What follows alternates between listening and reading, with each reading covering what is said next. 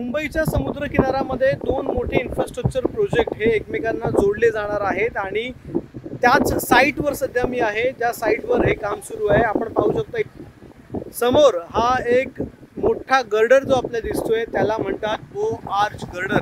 आणि हा बो आर्च गर्डर जो आहे तो आता हळूहळू सरकवला जाणार आहे. या ब्रिजच्या इथे हे जे दोन ब्रिज आहेत ते ब्रिज मुंबईच्या कोस्टल रोडच्या समोर बांधलेले गेलेले आहेत. आणि समोर आपण पाहताय या ठिकाणी कोस्टल रोडच्या आपल्याला काही मशीन दिसत आहेत, क्रेन्स दिसत आहेत. हा जो गर्डर आहे तो गर्डर आता उद्या सकाळी म्हणजे 26 तारखेला सकाळी हळूहळू सरकवला जाईल आणि यापैकी एका ब्रिजला तो जॉईन केला जाईल. याच्यानंतर मुंबईच्या बँड्रा वर्ली सीलिंगच्या इथून आपल्याला थेट कोस्टल रोडने प्रवास करता.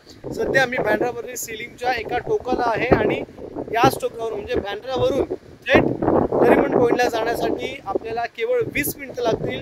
ज्यावेळी हा गर्डर बसवला जाईल आणि त्यानंतर दक्षिण वाहिनी जी आहे ती सुरू केली जाईल. अशाच प्रकारे आणखीन एक गर्डर येईल, त्यानंतर उत्तर वाहिनी सुरू केली जाईल आणि अशा प्रकारे बँड्रा वर्ली सीलिंग आणि मुंबईचा कोस्टल रोड एकमेकांना जोडले जाणार आहेत. आणि त्यानंतर मुंबईकरांना पश्चिम उपनगरातून दक्षिण मुंबईमध्ये जाण्यासाठी केवळ 15 ते 20 मिनिटं लागणार आहेत.